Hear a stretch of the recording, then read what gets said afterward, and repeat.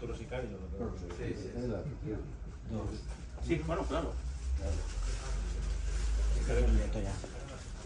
¿Quieres decir otro algo? No, para vosotros. Ah, pues para tú, José Javier, que eres el periodista, historiador. Bueno, muy buenas tardes a todos, perdón por el retraso, ha sido enteramente involuntario y más que se va a retrasar a Pedro, luego se lo reprocharemos a Modo.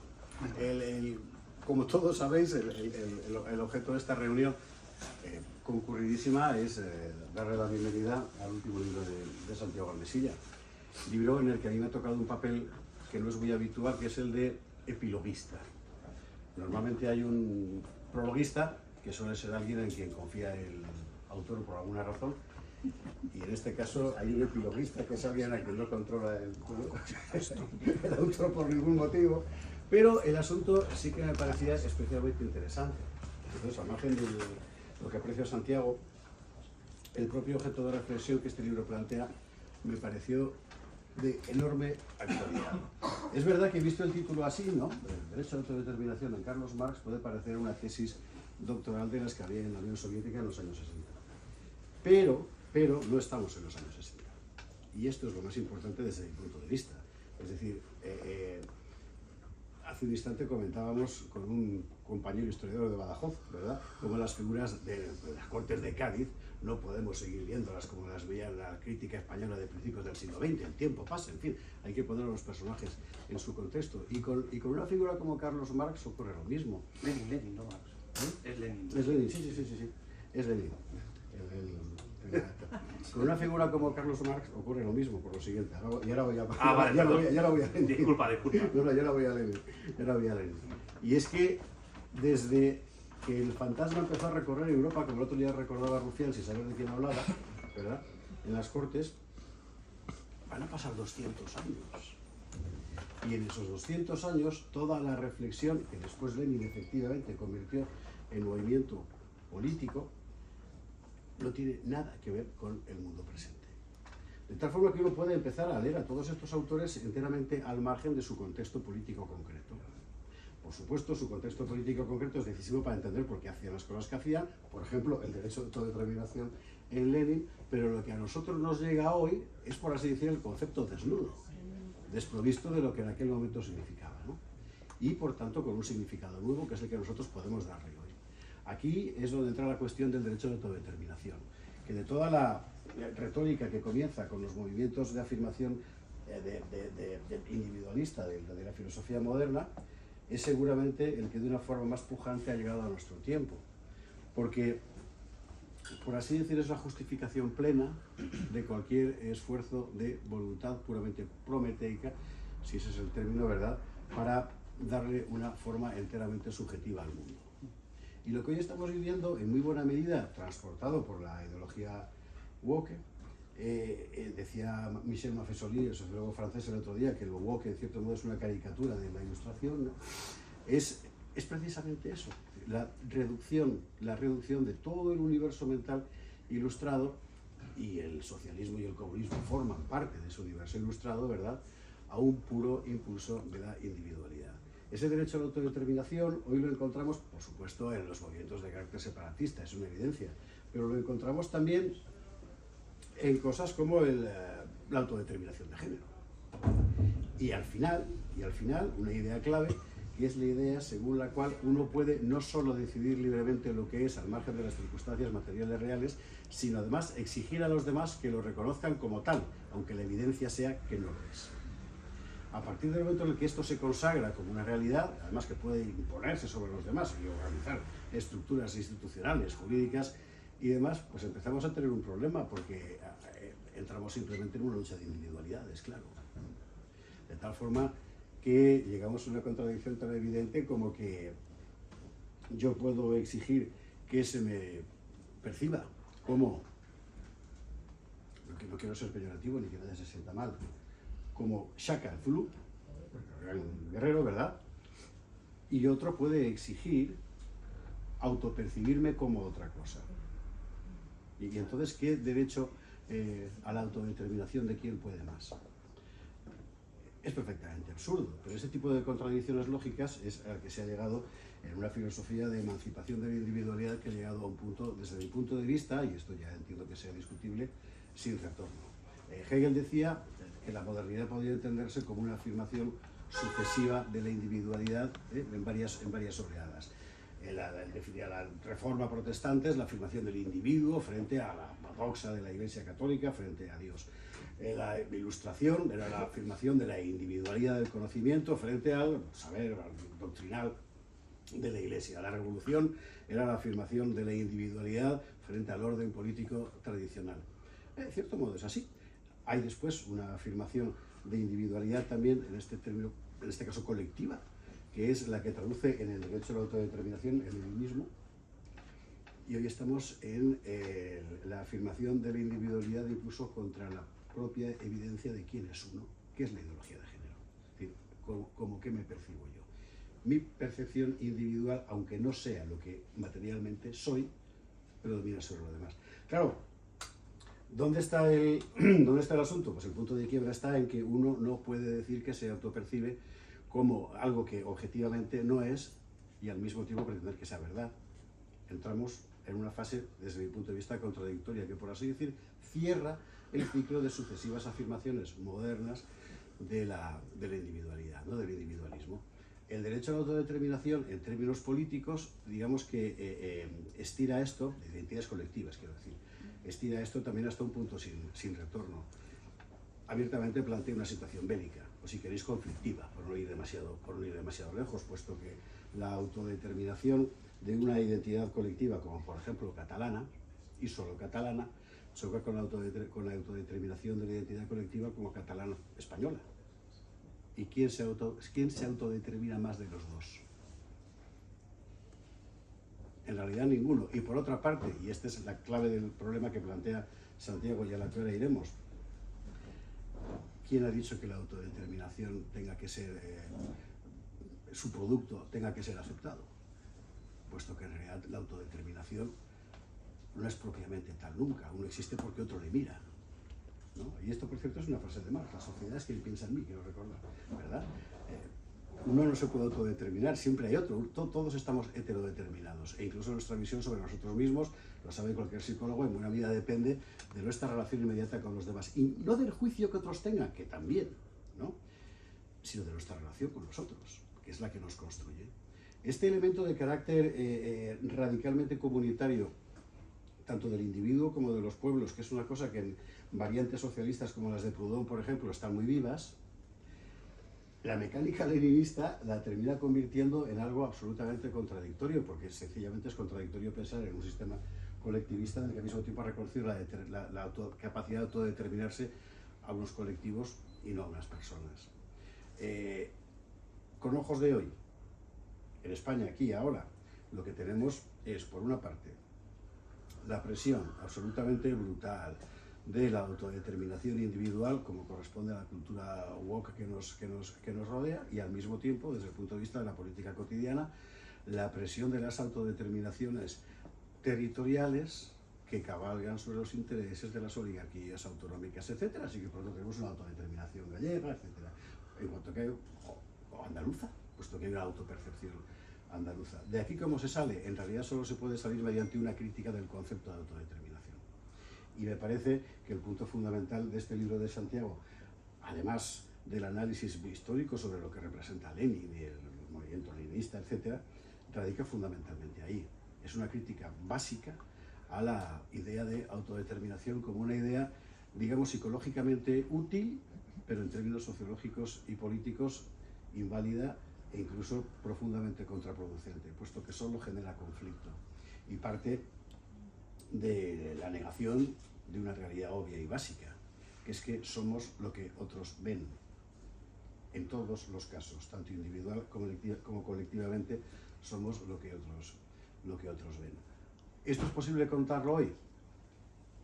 Pues yo me imagino que si no es posible, por lo menos es necesario. Es absolutamente necesario, porque de lo contrario estamos obligados, condenados, a vivir en una permanente histeria. Uno no puede vivir sobre la base de una mentira objetiva. Y al final a lo que lleva el concepto de autodeterminación es a consagrar como verdad universal una mentira objetiva. Y a partir de aquí... Pues muchas gracias.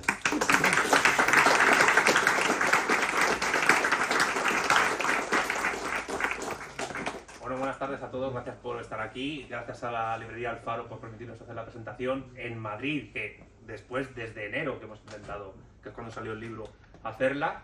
Y bueno, hay yo creo que dos motivos importantes para estar felices, sentimiento subjetivo evidentemente, o subjetual mejor dicho, para celebrar la presentación en Madrid. La primera es contar luego dentro de media hora con Pedro Insua, prologuista del libro, y luego el epiloguista José Javier Esparza, por el cual tengo un gran aprecio personal e intelectual, y que además el epílogo es la guinda del pastel. A nivel, si uno lee el libro y acaba leyendo el epílogo de José Javier, se da cuenta de que es eso, la guinda de un pastel enorme, porque además empieza hablando del barón de Munchausen, ejemplo que yo con el cual inicio el libro, aunque con metáforas distintas. Él habla del bootstrap, de cómo el barón de Munchausen, para tratar de evitar caerse a un precipicio o a una ciénaga, se tiraba de los cordones de los zapatos para evitar caerse, y yo hablaba de otro ejemplo cuando se tiraba de los pelos. Pero bueno, un personaje curioso, basado en un personaje también real, y como bien dice José Javier en el epílogo, acabó sus días fuera de toda la heroicidad y epicidad y fantasiosismo, si se me permite el palabra, del que hacía gala. Pero bueno, hay que leer el epílogo para ver cómo acaba el barón de Munchausen, porque es el claro ejemplo, en tanto que es una figura literaria fantástica de inicios de la modernidad, de lo que es la idea de autodeterminación. Y en segundo lugar, luego volveré con esta idea de la modernidad, anunciar que pronto va a salir la segunda edición del libro. Es decir, el libro ha ido muy bien, la editorial Almuzara está muy contenta con el desarrollo, y conservando el prólogo y el epílogo, más el texto que yo he hecho, pues se va a volver a editar. Así que los que no lo tengáis, pues podéis tenerlo con aquí una cosita negra y blanca que pondrá segunda edición. El libro fue un encargo de la editorial Almuzara, evidentemente, porque este mes de enero de 2024 se cumplió el centenario de la muerte de Lenin. Que guste o no el personaje, para bien o para mal, es sin duda, pues yo me atrevería a decir que el personaje fundamental para entender el siglo XX a nivel político. Hay muchos más que le siguen después, pero si no hubiese sido por Lenin ni por la Revolución Rusa, personajes históricos posteriores, incluso contrarios a él, pienso en Mussolini, pienso en Hitler, pienso en Margaret Thatcher, pienso en Ronald Reagan, pienso en el Papa Juan Pablo II, pienso en McCarthy, el macartismo, o afines a él, el propio Stalin, Trotsky, Mao Zedong, Fidel Castro, Che Guevara. Sin lo que lideró y organizó Lenin, hubiese sido imposible entender lo que fue el siglo XX, y evidentemente Lenin bebe de Marx, es el palo de Tarso del marxismo, Lenin. Tampoco podía entenderse lo que llevamos de 21. Es decir, estamos hablando de un personaje absolutamente fundamental e importantísimo en la historia política e incluso geopolítica del mundo contemporáneo. Dicho lo cual, ese encargo en un principio se me planteó como una suerte de, no sé, de desarrollo de la propia figura histórica de Lenin. A mí eso me pareció excesivamente biográfico, y yo no me considero una persona que sea capaz de poder hacer una biografía en sentido estricto, porque además creo que me aburriría haciéndola. Entonces yo les planteé, ¿qué os parece si hacemos una cosa más, por lo menos para mí, interesante? Y es, aprovechando el centenario de la muerte de Lenin, hacer una crítica a una idea que él aplicó mediante la construcción de su movimiento bolchevique a la construcción del primer Estado exitoso, me refiero a exitoso que duró más de 2 meses, como fue la Comuna de París, de la historia, como fue la Unión Soviética, como fue la cuestión del derecho de autodeterminación. Me dijeron, vale, ok, pero al final pues me di cuenta, pues una cosa que ha dicho José Javier, al final el libro realmente, aunque se llame Lenin, el gran error que hizo caer la URSS, una crítica marxista al derecho de autodeterminación, y abro un pequeño paréntesis, es una crítica marxista, porque yo soy marxista, pero al mismo tiempo combino el marxismo con la filosofía de Gustavo Bueno, más otras influencias, Marcelo Gullo con su teoría de la insubordinación fundante, la teoría crítica del capital de Felipe Martínez Marzoa, muchas otras más influencias, etc. En lo que estamos llamando materialismo político. Pues este libro es un ejemplo más de materialismo político, en el cual no solo se critica el derecho de autodeterminación de los pueblos, interpretado y leído por el propio Lenin, sino sobre todo la propia idea filosófica de autodeterminación. y yo creo que lo has indicado tú, José Javier, en el fondo el libro lo que trata es de destruir críticamente, desde mi perspectiva filosófica materialista, la propia idea filosófica, pero también política de autodeterminación. La idea filosófica y el concepto político. ¿Por qué? Pues lo dejo caer en el libro. La autodeterminación probablemente sea, si no la más, una de las ideas fundamentales a través de las cuales se puede entender lo que se llama modernidad. Se llame modernidad, se llame modo de producción capitalista, etc. La modernidad capitalista es autodeterminista, bien sea a nivel del llamado individuo, políticamente soberano, que ni existe ni puede existir. De hecho, en el libro hay una contraposición de la idea de libertad liberal negativa frente a la idea de libertad positiva materialista, y al mismo tiempo se contrapone la idea de individuo frente a la idea de persona, que tiene una raíz grecorromana y que ha sido el cristianismo católico quien más ha desarrollado, yo creo que exitosamente, esa idea de persona y su importancia antropológica y, por supuesto, sociológica, política, etc.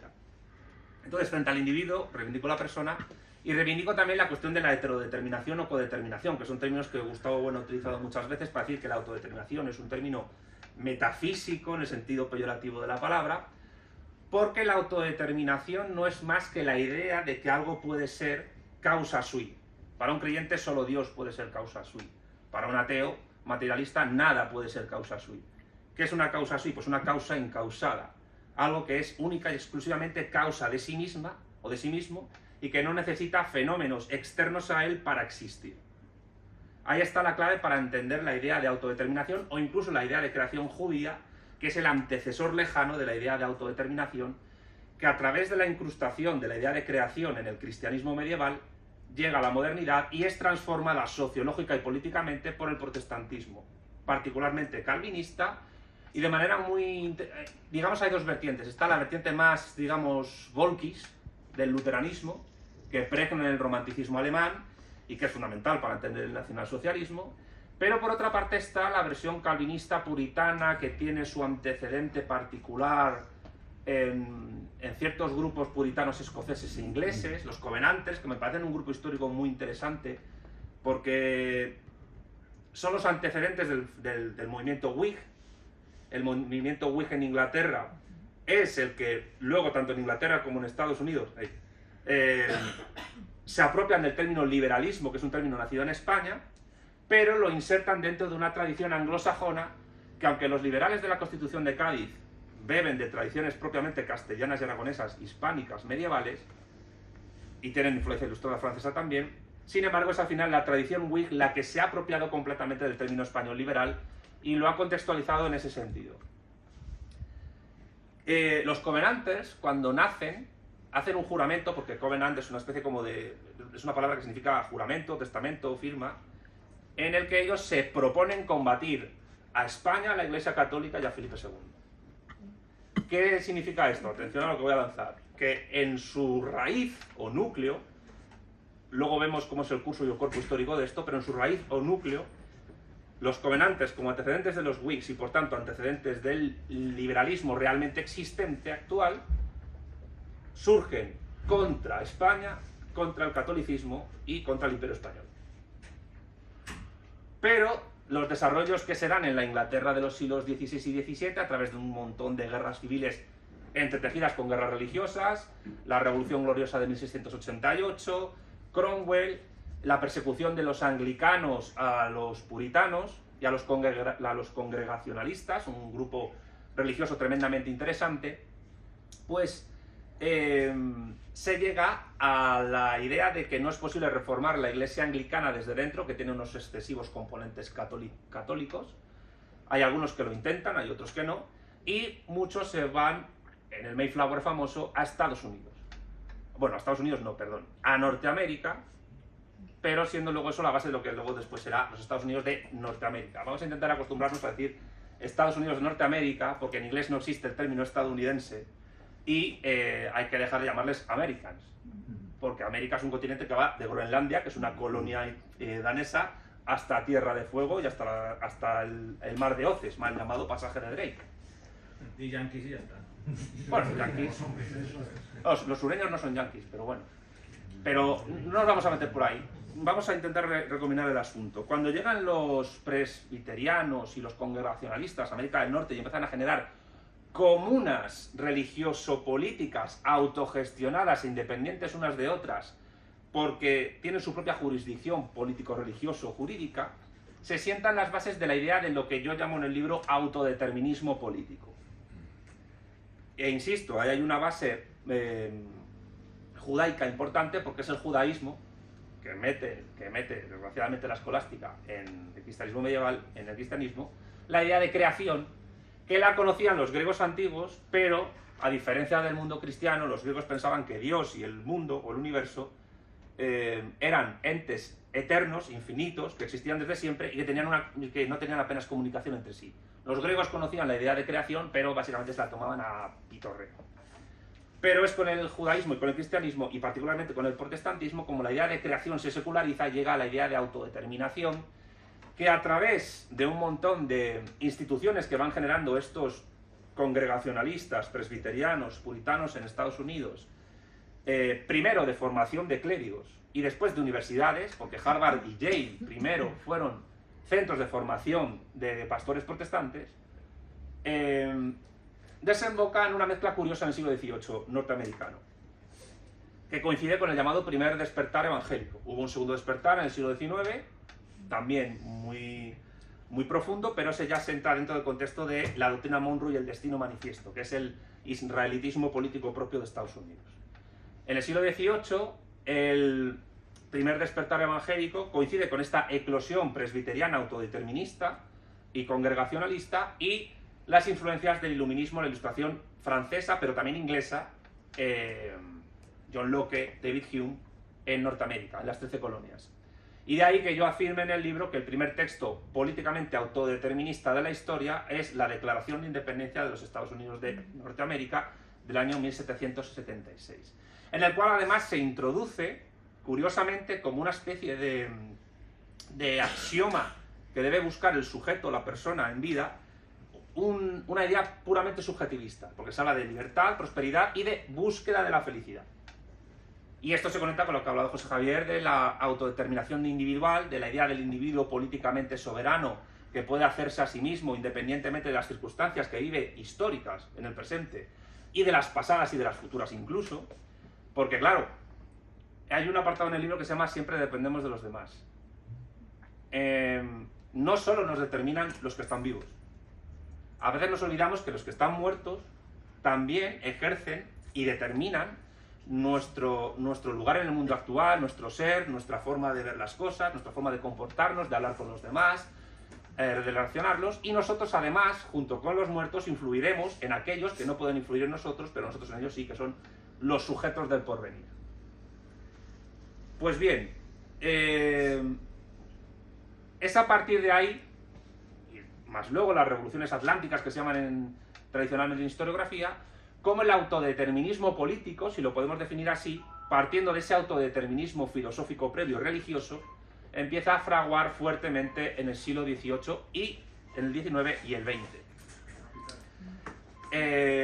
De alguna manera, ese autodeterminismo político decimonónico es importante para entender, por ejemplo, el emergente nacionalismo italiano, el emergente nacionalismo alemán, y también, después de la caída del Imperio Español continental, y más tardíamente, esos son los covenantes que vienen por nosotros. Hay que se ha llevado el libro, pero de buen rollo además, ¿eh?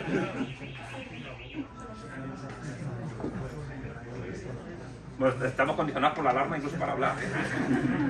El caso es que en el siglo XIX esa idea de del autodeterminismo político empieza a pregnar en movimientos también de unificación política y en movimientos de secesión política. Por ejemplo, el polaco. El polaco que hay que decir que inicialmente Marx y Engels apoyan, pero que luego en el siglo XX es motivo de discordia y de disputa entre el protagonista en gran parte, pero no del todo del libro, Lenin, y Rosa Luxemburgo. Porque en 1914 Lenin escribe sobre el derecho de las naciones a la autodeterminación y en él aparece una intensa polémica con Rosa Luxemburgo en torno a la cuestión polaca. En aquel momento Polonia, que había sido el mayor imperio de Europa Oriental en el siglo XVI y XVII, pues está reducida al Ducado de Varsovia dentro del imperio de los zares, y mientras que Lenin considera que es efectivamente un territorio colonial de Moscú que debe tener derecho a la secesión, porque para Lenin el derecho de autodeterminación es el derecho para la secesión, por cierto, para Rayo también, la secesión debe ser algo defendido, pues Rosa Luxemburgo, que es polaca, medio judía y casada con un alemán, dice que no, que Polonia debe ser todavía parte de Rusia. Independientemente de que luego en el propio libro de Lenin se dijera que las naciones de Europa occidental ya se habían conformado históricamente a través de los procesos que van de la Revolución Francesa a la unificación alemana y que ahí no cabía el derecho de autodeterminación, sin embargo, ese oportunismo inteligente político que tenía Lenin, a veces un poco bizarro, le llevó, cuando se formó la Comintern, a defender cosas que iban en contra de lo que había dicho en 1914. Y luego pasaría a Stalin. ¿Por qué?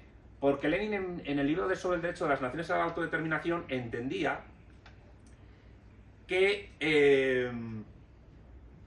los imperios multiétnicos y multirreligiosos de Europa Oriental no habían llegado a conformarse como naciones políticas canónicas en el sentido que le podía haber dado Gustavo Bueno en el mito de la izquierda, precisamente por eso, porque no habían tenido revoluciones burguesas. Pero con la Comintern, que realmente no era una tercera internacional, hay que ser honestos, era básicamente una oficina de la política exterior soviética sobre el resto del mundo, utilizando a partidos comunistas para esa acción exterior, considera que los partidos comunistas que se adhieran a la Comintern, a la tercera internacional, obligadamente tienen que defender el derecho de autodeterminación.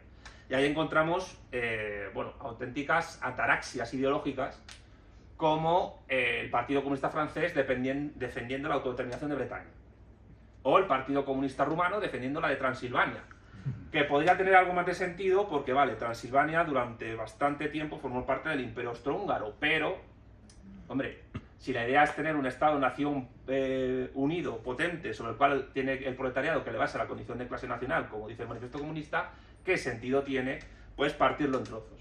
Y de manera muy influyente en la actualidad, pues esa Comintern obliga a ciertos partidos comunistas en el mundo hispano parlante a defender la autodeterminación, en el caso español por el PC y por José Díaz, aunque antes por Bullejos, de Cataluña, País Vasco y Galicia, pensando que eso permitiría reproducir el modelo revolucionario exitoso de la Unión Soviética, y digo exitoso entre comillas, y luego explicaré por qué, y en Hispanoamérica, a través de ciertos congresos, por ejemplo en Buenos Aires, llegar a defender la autodeterminación de los llamados ahora pueblos originarios, los pueblos indígenas amerindios, en tanto que naciones oprimidas por los estados argentino, boliviano, peruano, mexicano, chileno, colombiano, venezolano, etc. Hay que decir además que Lenin, para construir su teoría de la autodeterminación, se basó en un libro previo que encargó a Stalin, que se publicó un año antes, El marxismo en la cuestión nacional. Y en ese libro, Stalin tiene una idea de nación, propone una idea de nación unívoca, no análoga, porque ideas de nación históricas ha habido muchas, las trata Bueno en España frente a Europa, donde básicamente realmente no se sabe qué tipo de nación está defendiendo Stalin, si es un tipo de nación étnica, política, o lo que algunos llaman nación cultural, que vete tú a saber qué significa eso de nación cultural, porque la cultura es todo, es decir, cultura son estas botellas que están aquí evitando que el libro se caiga para atrás, cultura es la chaqueta de José Javier, cultura es esta librería, cultura es la bomba atómica, cultura es el móvil que tenéis en el bolsillo, cultura es el tipo de corte de barba que he tenido, más o menos apañada, pero etc. La cuestión es que Stalin da 7 características que tienen que cumplirse las 7 para poder hablar de nación. Si no se cumplen las 7, no hay nación. Que, por cierto, dicho sea de paso, yo escribí un libro en 2017 llamado El marxismo en la cuestión nacional española, donde trato de mostrar que, siguiendo las 7 características de manera estricta, ni Cataluña, ni País Vasco, ni Galicia entrarían dentro de lo que es una nación. Pero, sin embargo, esas 7 características son complejas y son confusas y oscuras. Porque Stalin habla de que la nación es una comunidad humana, estable, históricamente formada, asentada sobre un territorio, que significa una comunidad de lengua, una comunidad de vida económica, que vete tú a saber qué significa eso, aunque luego aclara que es en el sentido capitalista burgués. Aunque eso le lleva, por ejemplo, a afirmar que Georgia es una nación diferenciada de Rusia, Pero claro, cuando ocurre la guerra civil rusa, ¿qué pasa?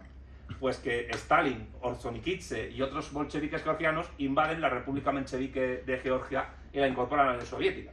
Que dicho sea de paso, ninguna república de la URSS se formó por autodeterminación. Todas se fueron por conquista militar, como Georgia, o como Moldavia, en una lucha entre Alemania y la Unión Soviética en el curso de la Segunda Guerra Mundial, o por la invasión de los países bálticos, Estonia, Letonia y Lituania. O simplemente porque a Lenin y a Stalin, y particularmente a este, le dio por ahí y dividirlas en un mapa ad hoc. Esto lo explica muy bien, que en paz descanse, mi querido Anselmo Santos, en su magnífico ensayo político Stalin el Grande, porque Stalin tenía un lapicero que era la mitad rojo y la mitad azul. Pues él mismo se inventó la frontera de Kazajistán en un mapa, basándose única y exclusivamente en que había una etnia kazaja más o menos mayoritaria dentro de esa zona de Asia Central. Pero claro, de manera confusa. Incluso se llegó a inventar la República Socialista Soviética Karelo-Finesa, con el objetivo de ¿qué? De conquistar Finlandia y recuperar al Imperio Ruso. El Imperio Ruso ahora conquistado por la clase obrera y los campesinos y los soldados y tal. Que al final, pues, digamos que se eliminó esa república. Podrían haber sido 16 los estados independizados de la caída del Imperio Soviético, pero al final fueron 15. Cuando acaba la Guerra Civil Rusa, el Imperio de los zares fue dividido en 4 repúblicas: Bielorrusia, Ucrania, Rusia y la Transcaucasia. La Transcaucasia luego fue dividida en 3, Georgia, Armenia y Azerbaiyán. Y Asia Central, pues en los 5 estados de Asia Central, que todos conocéis, y si no, pues miradlo en internet. Pero claro, aquí cuento una cosa, que es una información que yo debo a Daniel Trejos, del blog de Costa Rica, La Vanguardia de Costa Rica, que está documentado historiográficamente, pero en libros que no están traducidos al español. Stalin y Lenin tuvieron una trifulca importante por la cuestión de Ucrania y por la cuestión de Bielorrusia cuando se va formando lo que luego sería la Unión Soviética. La primera constitución socialista que hubo en aquel lugar no fue la constitución de la URSS de 1922, sino que fue la constitución de la República Federal Socialista Soviética de Rusia de 1918, pero Lenin estaba empeñado en que Ucrania y Bielorrusia tenían que tener derecho de autodeterminación. Y ahora vamos a ir a una parte que en el fondo José Javier la ha indicado ya, una vez que explique esto. Stalin era partidario de hacer algo parecido a lo que luego hizo con la República de Tanutubá, que actualmente sigue siendo un oblast de la Federación de Rusia, y que fue, digamos, anexionada de la descomposición del imperio chino de la dinastía Qin después de la rebelión de Singhai, porque los bolcheviques, en el contexto de la guerra civil rusa, pues crearon un estado tapón llamado Mongolia, que escindieron de China, y lo crearon por un motivo prudencial, para evitar que China subiera hacia Siberia. Tenían miedo de eso. Y la República de Tanutubá también iba en el paquete. La República de Tanutubá no fue anexionada por un plebiscito de autodeterminación, sino por un acuerdo entre el gobierno de Tanutubá y el de Stalin, por el cual los dos parlamentos decidieron incorporar a Tanutubá a la República Federal Socialista Soviética de Rusia. Por cierto, Tanutubá, que tuvo la primera mujer jefe de Estado de la historia a nivel republicano. Stalin decía: vale, hagamos un referéndum en Ucrania y Bielorrusia. Tiene razón Putin cuando dice que Ucrania es una creación de Lenin a nivel político, aunque es verdad que el espionaje británico ya en el siglo XIX estaba intentando meter la cuña un cierto nacionalismo ucraniano, que creara una secesión allí. Y el caso es que decía Stalin: hagamos un referéndum en estos 2 lugares, pero una vez que se incorporen a Rusia, que no tengan capacidad de volver a hacer otro referéndum para independizarse. ¿Y qué hizo Lenin? Pues en su maravilloso estilo, que ya usó con los Luxemburgo, le dijo: Stalin, eres un chauvinista panruso. Y eso está documentado, y claro, ahí se quedó la cosa, porque Stalin realmente nunca pudo llegar a subvertir el legado teórico, práctico y de alianzas que Lenin estableció en los primeros años del poder de Stalin. Luego cambió la cosa un poco, evidentemente, pero la cuestión es que el autodeterminismo político se implantó en el Partido Comunista Bolchevique de la URSS de una manera muy fuerte, y eso sentó las bases, en el fondo, del desmembramiento posterior de la Unión Soviética. Por un motivo también muy importante. Y es que José Javier ha señalado que es una cosa muy importante. El autodeterminismo, la idea de autodeterminación, era dicho contraproducente. Yo creo que habría que ser más radical. Es una idea nociva. Es una idea peligrosa. a todos los niveles, no ya solo a nivel geopolítico, porque el derecho de autodeterminación, y hay una parte en la que dedico a estudiar cómo se aplica en las cartas de Naciones Unidas y en el proceso de descolonización, es realmente muy arbitrario. Es una idea que lleva básicamente a que estados o imperios enemigos de otros utilicen el derecho de autodeterminación para minarlos en su poder, cosa que ocurrió con la Unión Soviética, cosa que ocurrió con Yugoslavia, cosa que ocurrió con Checoslovaquia. Además creo que es el ejemplo más subnormal de todos los que yo he estudiado, porque en Checoslovaquia pasaba una cosa, es que Chequia y Eslovaquia tenían derecho de secesión y había 3 nacionalidades reconocidas en el Estado: la checoslovaca, la checa y la eslovaca. Y los eslovacos tenían plenos derechos en Chequia y los checos plenos derechos en Eslovaquia. Pero claro, al final, pues como Václav Havel no quiso pasar a la historia como un Milosevic, cuando Eslovaquia hace una declaración unilateral de independencia, dice: me retiro, ya os quedáis y os independizáis. Pero podía haber pasado en Checoslovaquia lo mismo que pasó en Yugoslavia.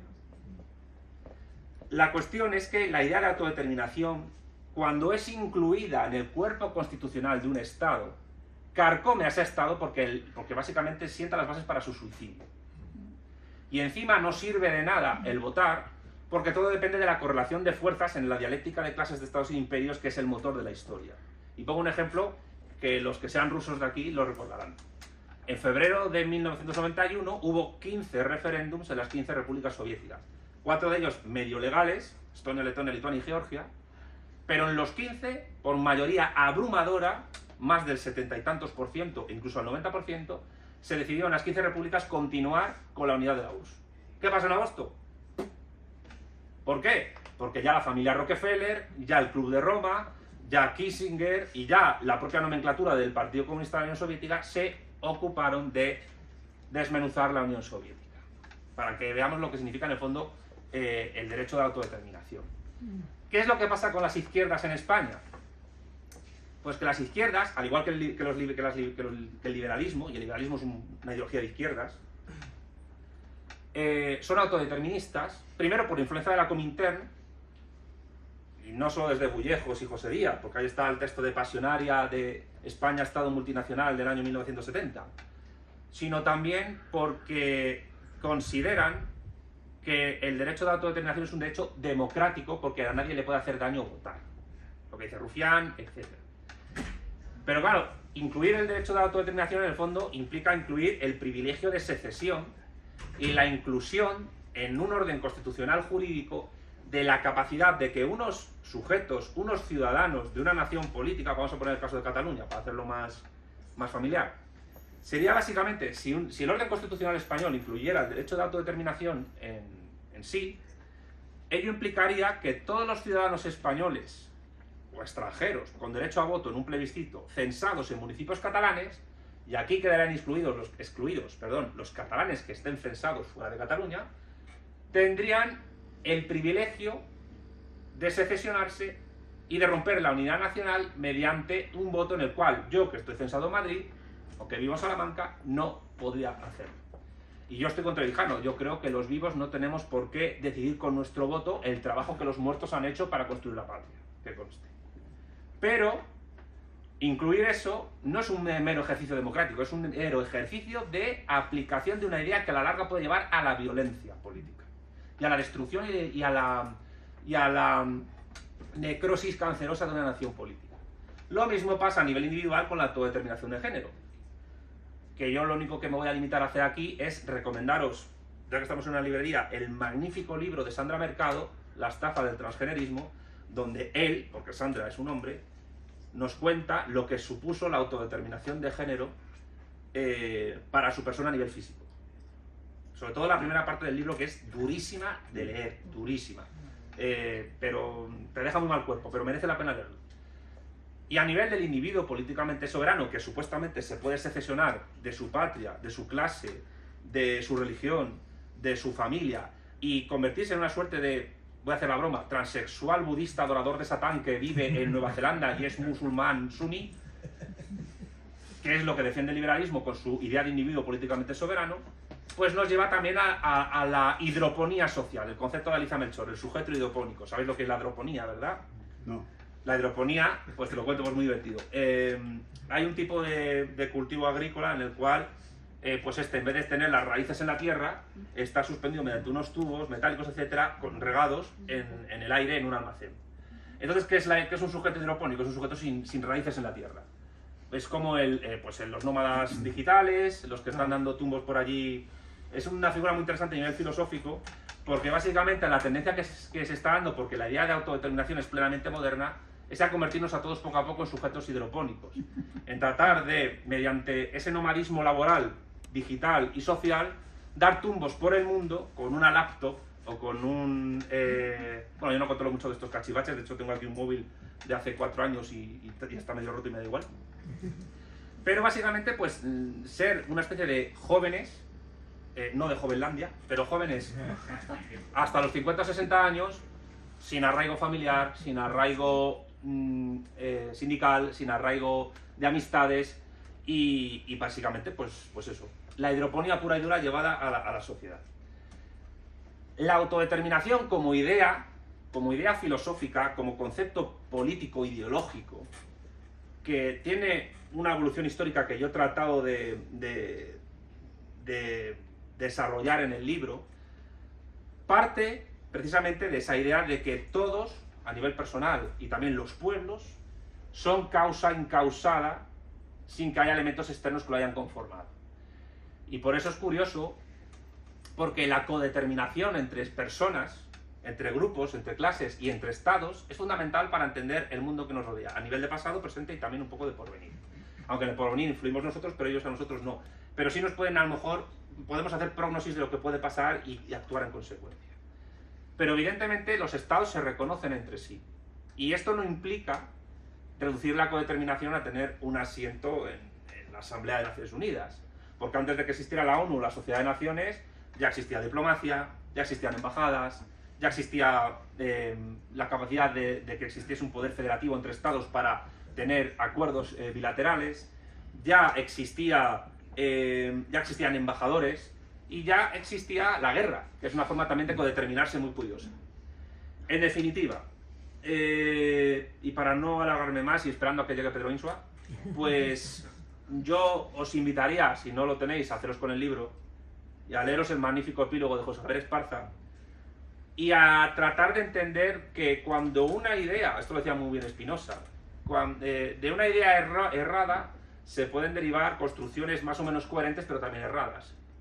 Por eso dice Gustavo Bueno que la coherencia puede ser mejor que la incoherencia, pero no es virtud. Hay coherencias que, ojito, cuidado. Bin Laden era coherente. Entonces, yo creo que es imperativo, ahora mismo, en el mundo en el que estamos, criticar hasta la raíz y destruir filosóficamente la idea de autodeterminación. Por lo que afecta a España, en su futuro de unidad nacional, y también a lo que nos afecta a nosotros como personas, en ese proceso de que algunos llaman de construcción, pero que en el fondo no es más que destrucción de la identidad construida históricamente y antropológicamente de cada uno de nosotros y a nivel colectivo. La idea de autodeterminación, además, y ya que estamos aquí lo digo, impregna una causa que la asume como suya para tratar de emanciparse del poder invasor que sufre desde el año 1975, como es el Sáhara, pero es que realmente, si no tienes fuerza para codeterminarte con otros sujetos, es imposible que el Sáhara se pueda independizar de Marruecos. Yo creo que en el movimiento saharaui hay un exceso de confianza en el derecho internacional público, y aparte hay que decir que todavía, a pesar de todo, por lo menos de jure, España sigue siendo gestora de una provincia nuestra que ha sido invadida. Es decir, que yo creo que deberíamos empezar a dejar de defender el derecho de autodeterminación del Sáhara y empezar a ver el Sáhara como vemos Gibraltar, como una región de España ocupada por un invasor enemigo. Y decir que el Sáhara es español, igual que las Malvinas son argentinas. Porque la mejor época que han vivido los saharauis fue cuando eran españoles. Dicho lo cual, y con esto termino, yo creo que el mejor homenaje que se le puede hacer a una figura histórica como Lenin, que insisto, para mí, es la figura central y sobre la que pivota toda la historia del siglo XX, y en parte la del 21, insisto, es el Pablo de Tarso de Marx, es hacerle una crítica destructiva de un principio que él asimiló y defendió como fundamental de su cosmovisión del mundo, pero que a la larga fue absolutamente destructivo para la Unión de Repúblicas Socialistas Soviéticas. Por no hablar de Checoslovaquia, de Etiopía, porque ahí está el tema de Eritrea. Y hago un pequeño paréntesis. Me acuerdo cuando fui a Gato al Lago una vez, que hablamos sobre liberalismo y capitalismo, y nos pusieron el ejemplo de Somalilandia, ¿te acuerdas? Claro, yo no caí en ese momento por qué Somalilandia se reivindica el derecho de autodeterminación y tiene muy buena relación, aunque sea informal, con el Reino Unido, que no lo reconoce como Estado. Porque Somalilandia fue la parte de la actual Somalia que fue colonia británica, mientras que la otra fue colonia italiana. Eso también explica un poco por qué la dialéctica de imperios influye en la determinación de la historia de un país tan curioso como Somalia, y por qué dos franjas de la misma, a pesar de compartir religión, están enfrentadas simplemente por influencias que las desbordan, por influencias imperiales. Por su codeterminación. Por su codeterminación, efectivamente. Sí. Pero el caso es que yo creo que es fundamental en la necesaria crítica de la modernidad capitalista en la que nos encontramos, criticar la idea de autodeterminación, porque es una idea no ya solo contraproducente, es una idea destructiva, tóxica y, lo peor de todo, metafísica. Porque una vez que te vuelves política y filosóficamente autodeterminista, ya te encuentras en un lugar metafísico en el cual ves el mundo y al mundo real ya no puedes volver. Y eso es lo que pasa en la metafísica, porque ya no hay capacidad de reconstrucción crítica real, realista, por no decir materialista, de los fenómenos de la realidad en la que uno se encuentra. Así que, ahora que llega la segunda edición, pues yo celebro que a la gente le haya interesado tanto, una apuesta, la verdad es que arriesgada por parte de Almuzara, no ya solo por lo que es la revisión de una figura como Lenin, sino sobre todo por la crítica de una idea, la de autodeterminación, la del derecho de autodeterminación, que parece que no, pero está mucho más presente en el mundo político que nos rodea de lo que parece. Y la prueba, y ahí está la parte intermedia del libro y no digo más, es el caos conceptual y jurídico de las resoluciones de las Naciones Unidas que tienen al respecto. Porque la descolonización fue como fue. Con deciros que todavía hay territorios que están en situación jurídica de fideicomiso. Es que es el perfecto ejemplo de autodeterminación heterodeterminada. Sí, o sea, sí. te voy a autodeterminar. Exactamente. Claro, fue exactamente la descolonización. Sí, y sigue siendo así, pero bueno. Y nada, eso es todo. Si tenéis preguntas, aquí estamos. Gracias.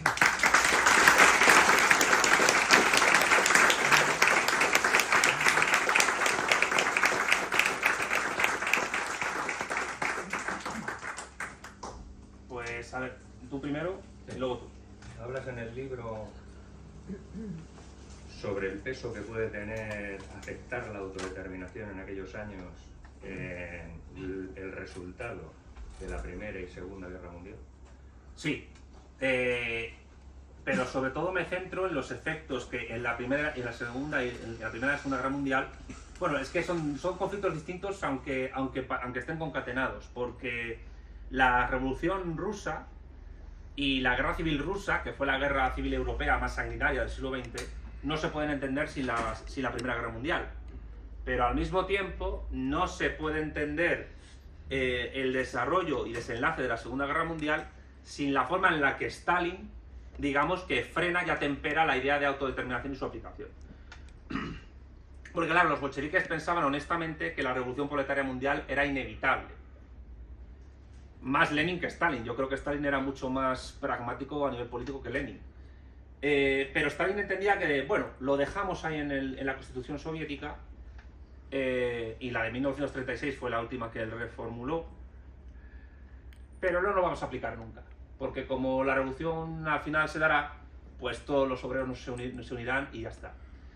La idea era que la Unión Soviética fuera el pistoletazo de esa revolución proletaria mundial y que cada vez más países, Hungría, Alemania, etcétera, se unieran a ese mundo socialista comunista que iba a llegar. Pero no llegó. Y el caso es que si la Unión Soviética aplicó el derecho de autodeterminación como consecuencia de los debates político-jurídicos y del derecho internacional que se daban previos a la Primera Guerra Mundial y después también, el proceso de descolonización es el efecto de la aplicación del derecho de la autodeterminación a nivel de los imperios coloniales del siglo XX después de la Segunda Guerra Mundial. Aunque hay que decir, que no lo he nombrado, que hay un personaje fundamental también para entender por qué el derecho de autodeterminación llega a ser un punto central en la geopolítica mundial para desmembrar estados que molestan en su existencia. Y ese es Woodrow Wilson. Claro. Woodrow Ahí Wilson... es donde voy yo. Ahora para completar. Es que además está muy bien la pregunta, está muy bien traída, porque realmente el concepto de autodeterminación, te sirve perfectamente para hacer una guía de conexión entre los años previos a la Primera Guerra Mundial y los años posteriores a la Segunda Guerra Mundial, donde dos grandes estados que no tienen nombre de nación, porque son Estados Unidos de América y Unión de Repúblicas Socialistas Soviéticas. O sea, no son naciones, Son imperios. son construcciones autodeterminadas. O sea, gente ha decidido montar una sociedad anónima, o en este caso, bueno, van predicando la autodeterminación por todas partes, menos a sí mismos, evidentemente, ¿verdad? Y construyendo un mundo en el que se parte de la base de que cualquier nación histórica es pecaminosa porque forma parte de una realidad previa que no tiene nada que ver justamente con la autodeterminación de los pueblos. Pero con un matiz, porque Estados Unidos nunca aplicó en su orden constitucional, ni siquiera con una enmienda, Claro, el derecho a secesionarse, pero Lenin sí dentro, y ahí está la madre del cordero del gran error de Lenin.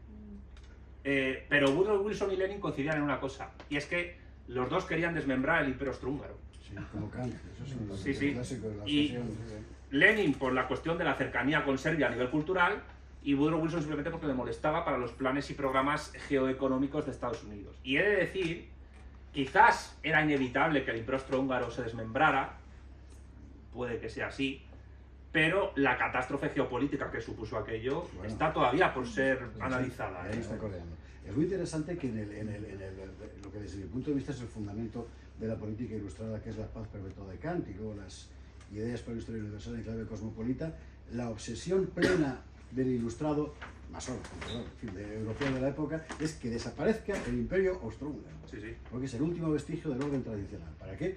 Para que aparezcan naciones determinadas. Y de hecho, ¿qué tres imperios se desmembran después de la Primera Guerra Mundial? Exactamente. Imperios multiétnicos y multireligiosos donde el tradicionalismo estaba muy presente. El imperio austrohúngaro, el imperio ruso y el otomano. El otomano, que era el enfermo de Europa. Bueno, el término enfermo de Europa también lo analizo un poco en el libro, porque está usado para muchos países, incluidos nosotros. Pero vamos, Eso es un poco redundante. Sí, el enfermo de Europa. Sí. claro, porque a lo mejor lo que está enfermo es Europa desde que se concibió.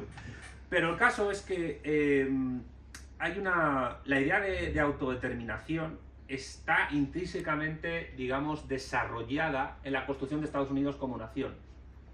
Tanto a nivel del individuo que se hace a sí mismo dentro de Estados Unidos y cumple el sueño americano, o mejor dicho, el sueño estadounidense, como a nivel de la aplicación de que ninguna potencia europea intervenga en suelo americano para condicionar lo que ellos quieren hacer. Ahí la doctrina Monroe, América para los americanos, que es una frase capciosa porque significa todo el continente americano para los estadounidenses. Pero es que, ¿cómo llega la idea de autodeterminación a Rusia? A través de la inteligencia. ¿Qué es la inteligencia? La inteligencia fue un movimiento cultural, de corte liberal, de corte romántico, donde poetas, literatos, filósofos, científicos de la Rusia de los zares trataron de modernizar Rusia, pero siendo ellos la vanguardia de esa modernización. Y es a través donde la idea de autodeterminación personal, individual y colectiva, que ya está cogiendo fuerza en Europa central, llega. Y he de decir una cosa que la digo un poco en el libro, pero que yo cada vez la sostengo más. Es que Lenin tiene una diferencia con Stalin importante, a nivel biográfico. Los son bolcheviques, son marxistas, revolucionarios, etc. Pero mientras que Lenin es un hijo de la inteligencia y es un hijo de esa clase social noble y venida menos, que trata de concebirse como una vanguardia del devenir ruso, de ahí quizás se pueda sacar la idea de vanguardia de los Narodniki, que luego pasa a los bolcheviques, y por tanto es una persona muy conectada con esas ideas. Stalin, sin embargo, es el hijo de un zapatero remendón, de una campesina pobre de Georgia. Y formado en la iglesia ortodoxa. Exacto, formado en un seminario ortodoxo. Sí, sí. Cuidado, que la información de los seminarios ortodoxos en esa época era de altísimo nivel. Stalin se hizo ateo leyendo El origen de las especies de Darwin en el seminario, para que veamos lo que se daba en ese seminario. Pero Stalin es un hijo de la Rusia más profunda y tradicional, a pesar de ser revolucionario. Y ahí hay un choque de perspectivas de personas muy distintas, muy diferente. Un hijo de la inteligencia, un hijo de la Rusia de siempre, siendo georgiano. Stalin nunca perdió su acento georgiano a la hora de expresarse, pero yo estoy con Anselmo Santos. Yo diría que fue un zar rojo, básicamente. La diferencia entre ambos estaba en quién lo sabía con determinado. Exactamente. Ya, claro, efectivamente. Este asunto, según está hablando Santiago, me está pareciendo extremadamente útil para aplicarlo cada vez que viene el típico piernas que te dice que España no existe sino desde 1830 y tantos. Claro. Es muy interesante porque, claro, es el concepto moderno de nación autodeterminada, ¿no? We the people, nosotros los españoles. Bueno, el concepto de nación histórica es una realidad política dinámica viva, material, que se va transformando, se va conformando. El concepto de nación autodeterminada en realidad es un acto de voluntad que quiere plasmarse en una realidad jurídica que es el Estado nacional. Sí. Pero evidentemente la nación... Hay una nación histórica previa, claro. y la nación política no es más que una transformación interna, mediante procesos también de codeterminación Y externa. que tiende a negar además Claro. la realidad previa. Pero aprovecho que dices esto para decir que no hay frase más chorra, que yo creo que la gente españoles tenemos que quitarnos la de la constitución que nos hemos dado nosotros mismos. Sí, efectivamente. No hay frase más autodeterminista que esa, que es falso. O sea, es decir, Sí, sí. yo tengo un vídeo en mi canal de YouTube titulado, sin polémica ninguna, Juan Carlos I, espía de Estados Unidos. Se llama así el vídeo.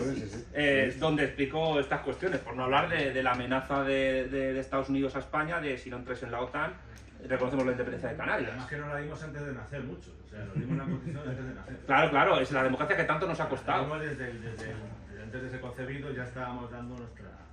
Quiero decir, a veces la gente está utilizando términos filosóficos de mucha profundidad sin saberlo. Y uno de ellos es precisamente el de autodeterminación, que el hecho de que sea un concepto irracional y metafísico no implica que no tenga una raíz histórica profunda. Porque claro, es que muchas de las ideas que manejamos actualmente, políticos, científicos, periodistas, etcétera, son ideas que ya se manejaban hace 3000 años y de una manera Me muy estoy fluida. acordando de una anécdota de Arthur Koestler. El acento de memoria sí que seguramente me equivocaré en la circunstancia. Pero es el momento en el que él rompe su carné de universitario para demostrar el poder de la voluntad sobre cualquier circunstancia. Y lo rompe delante de un tío. Dice, si yo no estuviera, no habría roto el carné universitario. Claro, tu voluntad, ¿cuál es en realidad? Pero eso es un poco este asunto. Pues sí, ahí. Sí, bueno, quería primero agradecerles, Santiago y José Javier, lo que has comentado sobre el tema de la autodeterminación de género, que es un tema tan delicado y tan complicado de hablar. Yo me dedico a la salud mental y he tenido pocos problemas con ese asunto. Y lo que tú, agradecerte, Santiago, tu exposición brillante. Y ahí, además de que Lenin, sabemos lo que era la figura que tú has resaltado, que era probablemente la más importante de estos últimos siglos. Aparte del error que cometió con el concepto de la autodeterminación, hay otro que él hizo mucho hincapié, pero que pasa realmente desapercibido, que está en el libro, creo que se llama Materialismo y Empiriocriticismo, que es el de teoría del reflejo. Ah, sí. La teoría del reflejo de Lenin es otro error que ha cometido él, donde la realidad es un reflejo en la conciencia del sujeto, y habla de realidad y conciencia, hace como una interpolación entre una cosa y la otra. Es un error que luego arrastró toda la psicología soviética, la reflexología, que se entendió todo mal. Y es un concepto que Lenin lo trabaja en ese libro, Los ensayos filosóficos, y es tan grave, yo creo que es tan grave la teoría del reflejo de Lenin como la del tema de la autodeterminación. Los dos han incidido demasiado en el tema. De hecho, Stalin lo deja de lado. Cuando muere Lenin ya ni siquiera se pone a hablar de ese tema, porque es que no tenía tiempo tampoco para eso. Pero es un concepto tremendamente erróneo que se aplicó a todo lo que fue la psicología de la Unión Soviética y los estudios sociológicos soviéticos. Ahí otro de los grandes errores de Lenin. A pesar de que era un genio, también los genios se meten las patas. La teoría del reflejo, de todas maneras, fue muy importante en el desarrollo del materialismo dialéctico de la URSS. Sí. Y después de Stalin se retoma con bastante fuerza. Influye incluso tiene una cierta conexión con la idea de autodeterminación que se maneja. ¿Por qué? Porque a pesar de que el libro se llama Materialismo y Empiriocriticismo, y a pesar de que Lenin, yo creo que esto es discutible, hace una separación muy tajante entre cuáles son las dos grandes corrientes de la filosofía histórica, el materialismo y el idealismo. Sí. Bueno, eso es discutible porque hay filosofías idealistas con muchas trazas materialistas, en el propio Kant pasa, y hay muchos materialismos que inevitablemente tienen trazas idealistas, incluido Marx, que arrastra todavía ideas de Hegel. Sí. Y Hegel tiene ideas materialistas, Absolutamente. Pero ¿qué es lo que ocurre? Que el diamat soviético, que era una filosofía monista, conectada con la forma de concebir la política y la historia de Lenin, pues también jugó, yo creo, un papel bastante negativo en el desarrollo de la propia Unión Soviética. De ahí que, bueno, cuando publica Ensayos materialistas en 1972, lo hace contra el diamat, porque se da cuenta de que esas trazas idealistas del materialismo dialéctico son perjudiciales para la Unión Soviética, cosa que luego ocurrió.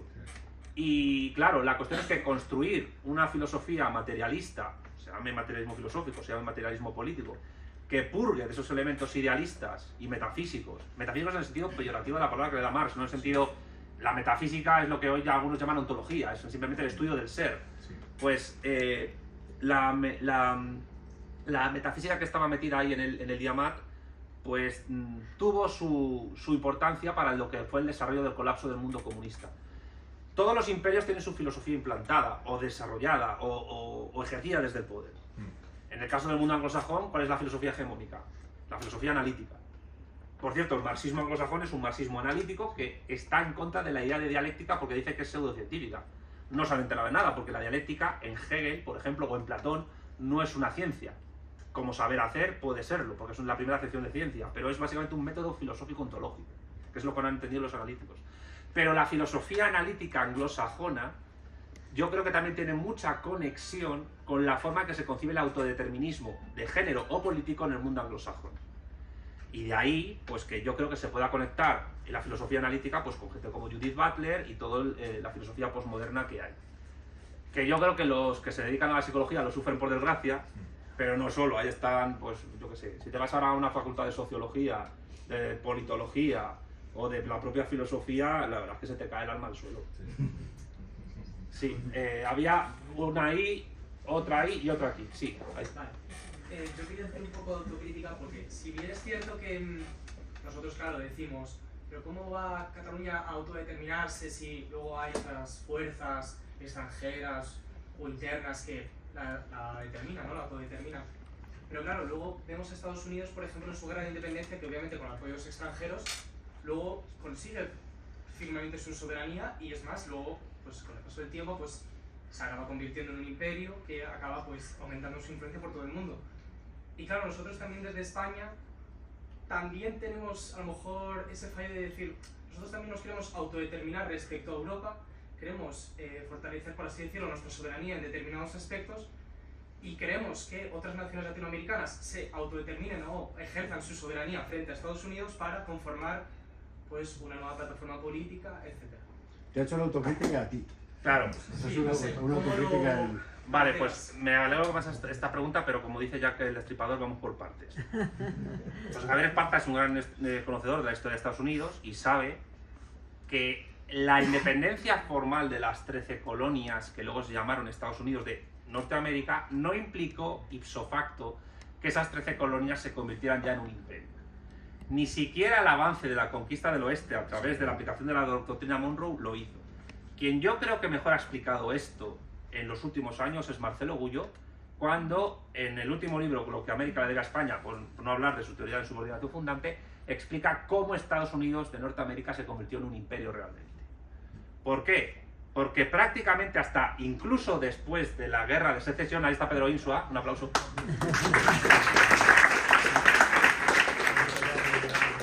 Pedro, vete por aquí para llegar para... Me parece muy injusto que le hayáis aplaudido. O sea, Bueno, pues un aplauso para José Javier Esparza también. Se lo aplaude porque ha llegado, hombre. No, quiero decir que Estados Unidos, cuando se hasta prácticamente después de la guerra de secesión, era un país semisubdesarrollado. Su economía era plenamente agraria, tenía una industria potente en el norte, pero la guerra de secesión se produce porque las medidas de política económica que quiso implantar Alexander Hamilton, que a mí me parece la persona fundamental para entender el desarrollo de Estados Unidos en el siglo XIX, o sea, Alexander Hamilton para mí es un genio de lo que es la política económica y de la política en general. Sin embargo, Estados Unidos tenía el problema de que mientras el norte quería industrializarse mediante la protección de la generación de industria frente al Imperio Británico, cuyo dominio era prácticamente incontestable durante todo el siglo XIX, esto hay que reconocerlo, o sea, Inglaterra no tenía rival hasta finales del siglo XIX, hasta que se unifica Alemania, o empieza el periodo de reconstrucción en Estados Unidos. Pero cuando se produce la guerra de secesión, se produce porque el sur, los terratenientes esclavistas del sur, algodoneros, querían tener libre mercado con la metrópoli londinense porque la independencia formal se había dado, pero no la independencia material, si se me permite esta analogía. Y la guerra de secesión no se hace para liberar a los esclavos negros del sur. Se libera a los esclavos negros del sur, Lincoln los libera para hacer daño a los terratenientes del sur y vencer en la guerra. Y para hacer daño al comercio algodonero que se tiene desde el sur con el Imperio Británico. Esto explica luego el movimiento geopolítico de coordenadas que obliga a que el nuevo centro algodonero del Imperio Británico sea la India. Y mejor explica esto es Marx en sus textos sobre la dominación británica en la India. Por tanto, no es la autodeterminación de Estados Unidos, sino que es la codeterminación o heterodeterminación en términos de, bueno, histórica, que se da entre la construcción propia de la clase dominante estadounidense con respecto a los estados que la conforman, y particularmente el Imperio Británico, porque, bueno, aquí celebramos hace 12 años, bueno, medio celebramos, tampoco mucho, el 200 aniversario de la Constitución de Cádiz, de 1812, hubo una guerra entre Estados Unidos y el Imperio Británico, y los británicos desde Canadá invadieron lo que era Estados Unidos y llegaron a quemar el Capitolio de Washington. Es que fue muy fuerte y muy heavy, con la excusa de que no, es que Estados Unidos quería conquistar lo que luego fue Canadá. Y la historia entre Estados Unidos y Canadá parece muy bonita y que bien nos llevamos porque somos más o menos la misma cultura y tenemos la línea recta más larga del mundo, pero han tenido unas tensiones que cuidado. El caso es que Estados Unidos se construye como imperio en base a la codeterminación de su realidad material histórica con otras potencias del momento. Y en el caso de una posible unidad hispánica o iberófona, como cualquier tipo de unidad política, se requiere, como diría Pablo Manuel, cabalgar contradicciones y pensar que toda unión entre unidades políticas a una unidad mayor, pues requiere codeterminarse con otras que están en su derredor y que actúan. No se puede entender la unificación italiana o alemana sin eso. Pues lo mismo ocurriría con un mundo hispano que está mucho más disperso y es mucho más grande, que es mucho más difícil de unificar. Pero en todo caso yo creo que la autocrítica que me has hecho, yo te la devuelvo con la autocrítica que hago para que reflexiones, y es: estudiemos cómo se formó Estados Unidos, estudiemos cómo se formó Alemania, estudiemos cómo se formó Italia, o cómo se formaron los estados hispanoamericanos en su independencia, y México es un país más antiguo que Alemania, porque solo entendiendo cómo la codeterminación / heterodeterminación entre estados conforma a los propios estados, podemos entender la política interna y externa que a nivel histórico desarrollan esos estados. Y hay que agradecer a Marcelo Gullo que en el libro Lo que América le debe a España, que debéis leer y comprar, explique tan ampliamente cómo Estados Unidos se construye como poder económico industrial frente a una serie de vicisitudes que llevaban, digamos, arrastrando desde el inicio de su independencia. Que hay otras que sigue arrastrando, como un racismo implícito y explícito allí, que luego que en el fondo es el racismo puritano invertido, etc. Pero que la gente tenga claro esto: Estados Unidos, cuando nació y durante muchísimas décadas, no fue en absoluto lo que es ahora. Era un país económicamente bastante más atrasado que Inglaterra, por supuesto, e incluso que otras naciones europeas. Y a Alemania le costó 3 siglos unificarse. Alemania no existía, porque después de las guerras luteranas, aquello se quedó en un páramo yermo de estaditos germánicos agrícolas, donde incluso los dialectos que hablaban no se entendían los unos con los otros, y en media hora caminando ya habías cruzado uno. No sé si quieres añadir algo, o tú, Pedro. Sí, una cuestión de principio importante. En todo caso, no hay que confundir la autodeterminación con la afirmación de la propia soberanía en términos nacionales. Es verdad, son dos cosas muy distintas. O sea, la afirmación de la propia soberanía en términos nacionales es la afirmación del derecho del colectivo a sobrevivir frente a otros. Necesariamente está heterodeterminado, claro, porque hay otro. Y es conflictivo porque la vida es conflicto y la política es conflicto. El derecho a la autodeterminación es una especie de recurso metafísico. Yo no soy tan antimetafísico como tú, pero bueno, en este caso, desde luego sí, una especie de recurso metafísico para convertir en algo angélico lo que en realidad es un acto de voluntad entre otros, y necesariamente frente a otros, ¿no? A mí eso es lo que más me fastidia, la hipocresía al final, el derecho a la autodeterminación, que es Wilson rompiendo el mundo. Eso es la hipocresía del derecho internacional público, que ya decía, bueno, que era una contradicción en los términos. Bueno, sí, pretendes que rija siempre. Claro, pero es que no puede regir, quiero decir. Vamos a ver, en la ONU, en la Asamblea de Naciones Unidas hay 190 y tantos estados con asiento. Hay algunos territorios autodeterminados, con 1000 comillas que pongo, que no tienen asiento ahí, porque las grandes potencias no los han reconocido como tal. A ver, Abjasia y Osetia del Sur están reconocidas por Rusia, Siria, Venezuela, pero Estados Unidos no. ¿Qué fue lo que le faltó? Esto me lo ha explicado muy bien Pedro Baños alguna que otra vez. ¿Qué le faltó a los catalanistas? El completar el proceso secesionista que siguieron como un manual para hacer una secesión casi perfecta. El reconocimiento internacional. Ningún Estado lo reconoció, porque claro, se abre la caja de Pandora. Y se estuvo a punto. Sí, estuvo a punto, pero ¿qué pasa? Que si se reconoce Cataluña, ¿quién te dice a ti que no hay que reconocer Kalmukia? O que no hay que reconocer...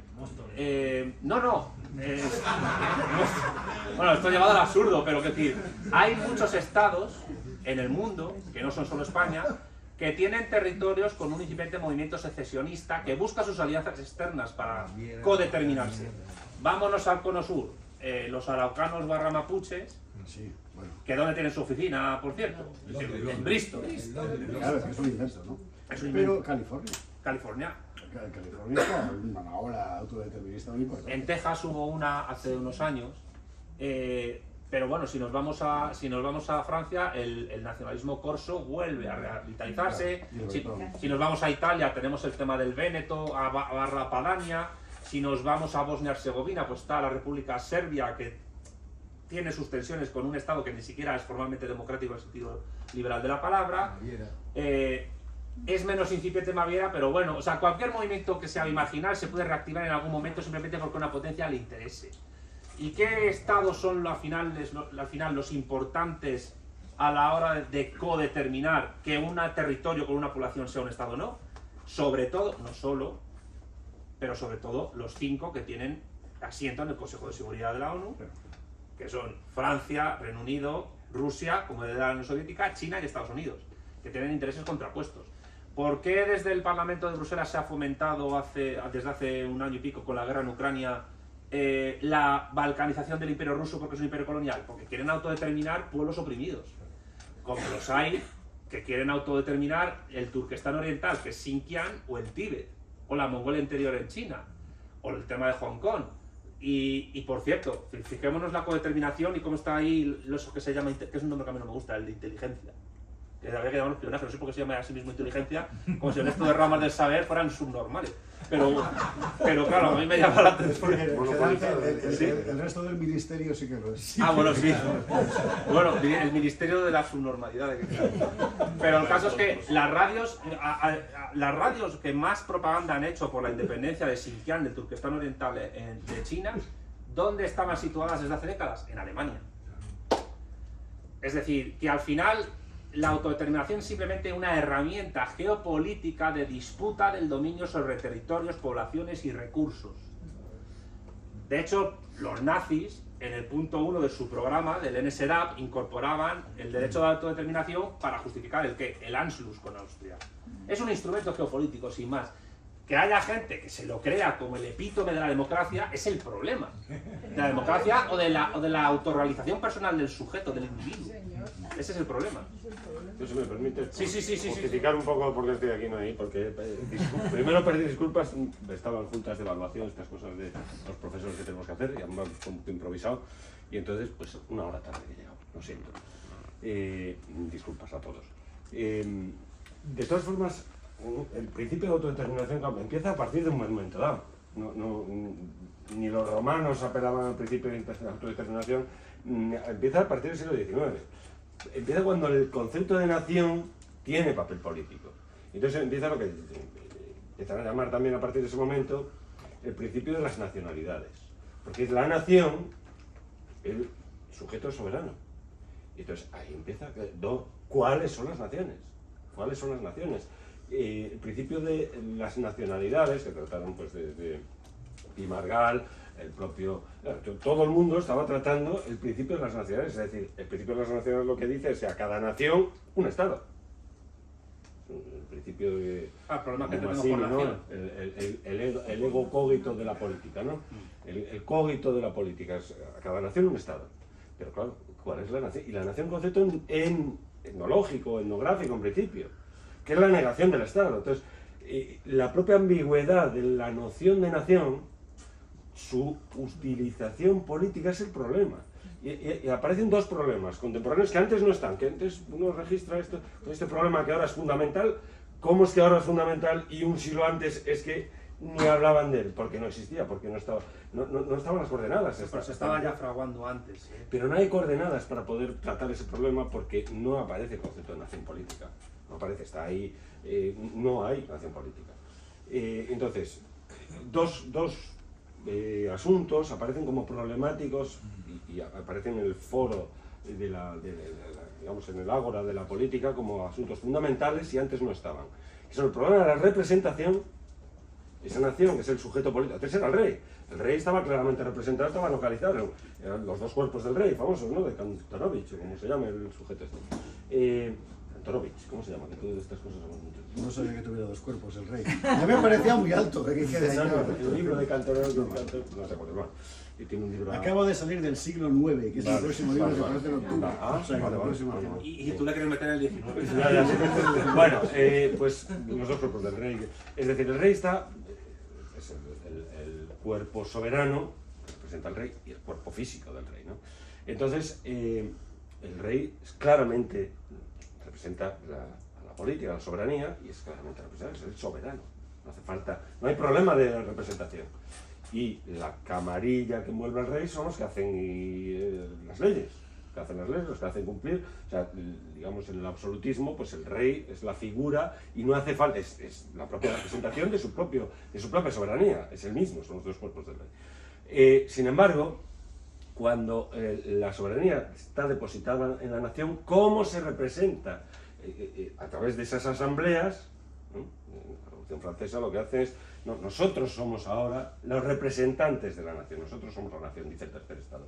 Ya no somos el tercer estado, somos la nación entera. Y el resto del cuerpo social no es nación. No, y el resto del cuerpo social, no, si quieren unirse, a los dos otros estamentos les invitan a unirse porque nosotros somos la nación en su integridad. Y por supuesto estáis invitados. Y van, los primeros revolucionarios son los 4 o 5 curas que efectivamente fueron y salen sin cabeza. No,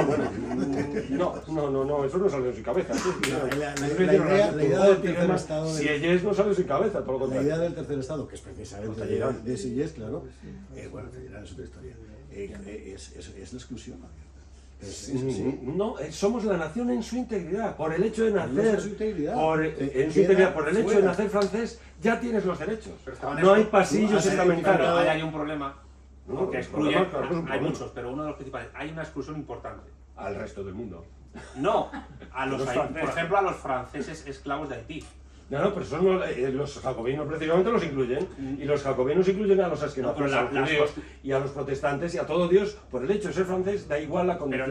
Pero ninguna constitución republicana incluye a Haití como parte de la nación francesa. Pero no está el problema de los jacobinos negros, todo el problema de este asunto. Claro, que ellos se autodeterminan. Sí, claro. Bueno, realmente no, porque tuvieron una ayuda británica. Por eso, entonces, no, pero a lo que voy.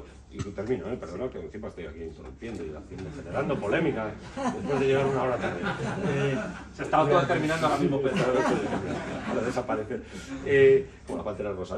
Bueno, entonces, dos problemas que antes no existían. Es cómo el gobierno representativo, que llama Stuart Mill y todo, es decir, cómo se puede representar esa soberanía que está depositada en la nación, cómo se representa la nación, cómo se representa. Del sufragio, naturalmente, el sufragio se va ampliando, ¿no? Pero ¿hasta qué punto es representativo el sufragio de la nación en su integridad? Ese es el asunto. Es decir, ¿qué legitimidad tiene la Asamblea como representante de la nación en su integridad para actuar como representante, que funcione el poder soberano, ¿no? Con sus atributos? Poder legislativo, es decir, esa asamblea tiene que hacer la ley, tiene que hacer cumplirla o escoger a alguien que la haga cumplir, como es el rey, etcétera, etcétera. El rey va a quedar subordinado totalmente a esa asamblea. Entonces, ese es el papel de la representación, un asunto que antes no existía. La representación no era una cuestión, era el rey representaba a la nación, representaba la soberanía, era el soberano en sí mismo. Cuando le corta la cabeza al rey, la soberanía está depositada en la nación. ¿Cómo se representa esa soberanía? Ese es el primer problema. Y el segundo, el problema de los principios de las nacionalidades. Es decir, a cada nación, si cada nación le corresponde un Estado, ¿cuántas naciones hay? O sea, en Francia somos una nación o somos varias. ¿en España somos una nación o somos varias? Y empieza la idea de nación fragmentaria a fraguarse ahí, precisamente, por propio desarrollo del principio de las nacionalidades. No, por otra cuestión, Pedro, porque la legitimidad que construye el poder revolucionario francés, por la cual busca, valga la redundancia, legitimar la idea de nueva representación del tercer Estado, se realiza realmente mediante un proceso histórico revolucionario de terror y de violencia, y de guerra civil interna y de guerra contra otros, de la cual el Imperio Napoleónico es una prolongación. El Imperio Napoleónico es extender esa nación al resto. Claro, pero la cuestión es que ahí no hay una autodeterminación interna del pueblo francés, ni siquiera del tercer Estado, mediante el juramento juego de pelota. Ahí lo importante, yo creo que lo señala Bueno en el mito de la izquierda, más que el juramento juego de pelota, es por ejemplo la batalla de Valmy, donde el nuevo poder francés, que trata de organizarse como sustituto del poder del soberano, vence a Prusia y a Austria, que intentan restaurar el antiguo régimen en Francia. No, si yo con esto no estoy diciendo que la determinación sea real. No, ya lo sé, pero que me parece importante, sobre todo para el público que está, entender esto. La realización victoriosa política de la Revolución Francesa será también internamente por el terror, pero sobre todo externamente, aunque esto se codetermina lo interno con lo externo, y esto lo ejemplifica Goethe cuando, testigo de la batalla de Valmy, de la victoria sobre Prusia y sobre Austria, ve que el ejército francés ya no dice viva el rey, que era el grito tradicional, sino que dice viva la nación. Ahí es cuando no es que se autodetermine Francia como nación política, es que Francia se construye como nación política frente a otros estados que tratan de acabar con esa nación política que se está construyendo. Que es otro ejemplo más de cómo la autodeterminación es una idea estúpida, porque al final es el poder que tienes y la capacidad de que otros te reconozcan como tal para considerarte básicamente un Estado. Es una idea límite que llega al absurdo, naturalmente. Sí. Es decir, el autos ese donde llega, pues es establecer las fronteras frente a los demás, por supuesto. Entonces, pues es una manera de justificar unas fronteras, de ganar una frontera o de perderla, en este caso, si una facción separatista, secesionista o como queramos llamarla, en España funciona, pues te genera una frontera interior. ¿Alguien ha pedido la palabra? ¿Que llaman palabras prohibidas? Allí. Sí, una pregunta que complementa, aunque después de la guerra hispano-estadounidense de 1898 surgió una cosa que se llamó los territorios no incorporados de Estados Unidos, que son Puerto Rico, Guam, Islas Vírgenes y Samoa Americana. ¿Qué podéis comentar sobre eso? Bueno, parte de esos territorios, que yo recuerde, Guam, Samoa, algunas islas de Micronesia, fueron vendidas un año después a Alemania. Bueno, Guam fue conquistada por los americanos, hubo tomada por los unas americanos. islas que fueron vendidas a Alemania, en lo que es las Carolinas, Carolinas, sí. vale. Bueno, pues a ver, el caso de Puerto Rico yo creo que es un ejemplo de esto. De vez en cuando se hacen referéndums convocados por el propio poder puertorricense, o puertorriqueño mejor dicho, para ver qué tipo de relación tienen con Estados Unidos. Pero es que no es que ya solo Estados Unidos controle Puerto Rico, es que es el Congreso de Estados Unidos el que controla Puerto Rico, que le establece un régimen colonial. Cualquier tipo de movimiento político, sea independentista puertorriqueño o, ahora que está tan de moda, reunificacionista con España, que jurídicamente pues trata de justificar mediante el hecho de que nunca hubo una declaración de independencia de Puerto Rico, sino que hubo una anexión, todo eso para que tenga éxito va a depender del poder que pueda ejercer Estados Unidos sobre ese territorio. Y lo mismo digo con Guam o con cualquier otro territorio colonial, la Samoa Americana creo que es otro ejemplo, que pueda tener Estados Unidos. Al final, es otro ejemplo de que la autodeterminación es una farsa, tanto filosófica como desde el punto de vista del internacionalismo, vamos a llamarlo así. Porque cualquier tipo de hegemonía que pueda haber sobre los territorios que las Naciones Unidas reconocen como dentro de territorios en proceso de descolonización, van a depender realmente de la fuerza interna y de las fuerzas externas que actúen a nivel de dialécticas de clases, de estados y de imperios a la hora de determinar si eso es un estado independiente o es un territorio de otro estado o lo que sea. Y lo mismo vale para el Sáhara, que es el ejemplo que he puesto. Hace tiempo dijo Pedro en la tele que él pensaba que el Sáhara al final acabaría siendo completamente asimilado por Marruecos. Es algo que no se puede descartar, pero la cuestión es que el futuro del Sáhara no depende de los saharauis, ni de la fuerza que tenga el Frente Polisario, ni nada. Depende en muchas ocasiones de la dialéctica, sobre todo a nivel imperial, que puedan ejercer Estados Unidos, Rusia o China con respecto a Marruecos y con respecto a lo que es el África noroccidental. Porque, y ya de paso, me parece que esto es un tema interesante a mencionar, las tensiones entre Marruecos y Argelia también tienen a terceros detrás. Porque ¿quién está detrás de Argelia? Está Rusia. Y en menor medida China. Argelia quiere entrar a los BRICS. Marruecos también se lo está pensando. Pero el caso es que el enfrentamiento entre Argelia y Marruecos tiene que ver con enfrentamientos que ya venían de la Primera Guerra Fría y de la cercanía de Argelia a la Unión Soviética y de la cercanía, no de Marruecos, sino de la dinastía Alawi a Estados Unidos de Norteamérica, porque fue una de las primeras dinastías en reconocer a Estados Unidos como Estado independiente. Última pregunta de allí al fondo, y me ha dicho el jefe que hay que cerrar ya. Ah, vale, pues venga, no. Cerrar la tienda no, cerrar el debate. Sí. Perdón, luego, Allí. luego si queréis vamos a un bar y... El joven alto de la camiseta roja y las gafas que estaba levantando la mano. Martín, sí. Nación fragmentaria es nación política y cuál es diferencia. Y luego con respecto a batalla del Valmy y unificación de la nación francesa, tienes razón en lo que dices, salvo en una región, la Vendée. Y luego después, ¿Napoleón es una figura de izquierdas o de derechas? Porque según sus artículos en su P de Bouquet, podríamos considerarlo como jacobino, pero luego después, cuando llega el primer consulado, su constitución del año 8 es bastante elíptica y luego después, por otro lado, perdona a los exiliados del antiguo régimen. Yo creo que, si quieres empiezo por el final, yo creo que catalogar a Napoleón como de derecha en el sentido tradicional de la palabra sería un error, porque Napoleón no busca reinstaurar el antiguo régimen en su acción imperial, pero el pragmatismo político de cualquier construcción política o imperial requiere a veces hacer concesiones a la hora de poder establecer un poder determinado. Lo mismo podría decirse, oye, cuando Stalin paró el Uyum en Asia Central y empieza a llevarse bien con los musulmanes y con la Iglesia ortodoxa previamente a la necesidad de unificar al pueblo soviético en la Gran Guerra Patriótica, ¿se vuelve de derechas Stalin por esas concesiones que hace la Iglesia ortodoxa? No necesariamente, porque no hay un retorno al imperio de los zares ni a la unión del trono y el altar. Es más, ni siquiera ninguna república exsoviética actual ha retornado a una suerte de zarato de ninguna manera, con lo cual tampoco se puede calificar como derechista ni a Stalin, ni a Putin, ni al régimen de Ucrania, ni al de Lituania, ni al de Bielorrusia, ni etcétera. Eso por un lado. En segundo lugar, yo creo que la batalla de Valmy en relación a la Vendée tienen relación. ¿Por qué? Porque la Vendée, que yo no niego que eso fuera una masacre súper violenta vamos, prácticamente sí fue un genocidio junto a un grupo religioso determinado. Sin embargo, se ejerce la necesidad de la construcción de la nación política. Y esto lo digo porque Francia se construye como nación política mediante la violencia y el terror, tanto interna como externa.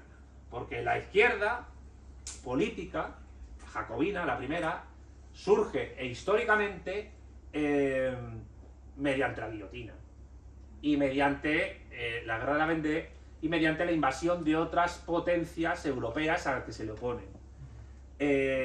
Con lo cual, que la gente diga que la izquierda es el diálogo, la tolerancia, la democracia... Bueno, yo siempre digo que si no vas a cortar cabezas no te llames jacobino. Pero el caso es que...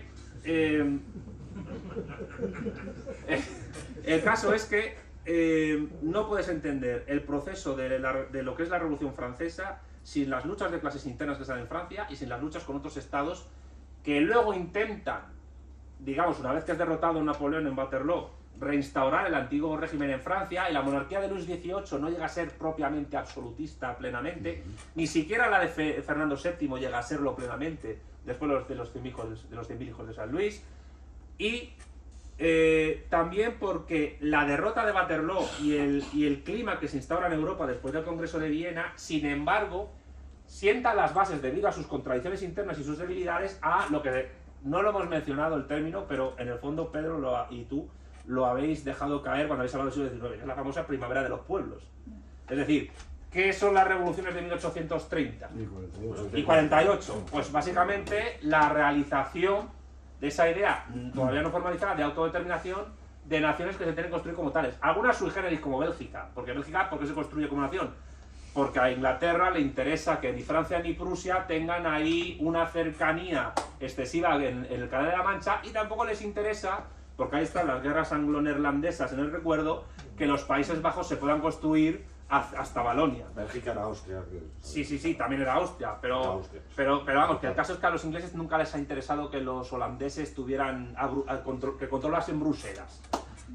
La última parte de tu pregunta, no me acuerdo cuál era, si me la puedes recordar. Era la primera, y era la pregunta acerca de si una nación política es una nación fragmentaria y una nación fragmentaria es una nación política. A ver, la nación fraccionaria, que diría, bueno, lo que busca es convertirse en una nación política. O sea, ¿qué busca Pucci? ¿Qué busca Puigdemont? No busca construir una suerte de régimen totalitario, fascista, comunista, nazbol, rojipardo, bolchevique. No. Él busca una democracia liberal de Estado de Derecho, pero que se hable catalán y tenga una base étnica fuerte. Es decir, él quiere construir una Dinamarca o una Holanda en pleno Mediterráneo. Que en realidad lo que está construyendo es un Pakistán. Pero bueno, eso es otro tema. Sí, Cataluña está haciendo. Entonces, la nación fraccionaria, o mejor dicho, el nacionalismo fraccionario, porque la idea de nación fraccionaria es un invento que justifica un movimiento ideológico, lo que busca es construir una nación política escindida de otra nación política. ¿Por qué?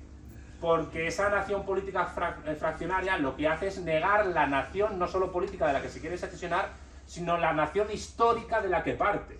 O sea, el catalanismo no solo niega la nación política española, niega la nación histórica española. De ahí que digan lo que ha dicho Pedro, que es que España solo existe a partir del siglo XIX, y dices, coño, y entonces el virreinato de Nueva España y la isla española, eso, ¿qué ha pasado? Que es que ha ido Marty McFly a América con el DeLorean y le ha dicho a los virreyes, llamad esto así que me mola el nombre. Niega los elementos catalanes que hay en la nación española. Bueno, completamente. Y es lo fundamental de esa cuestión, es decir, esa autodeterminación en realidad es una autonegación.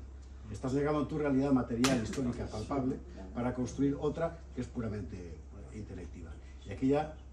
Tenemos que cerrar. ¿Sí? Bueno, pues muchas gracias.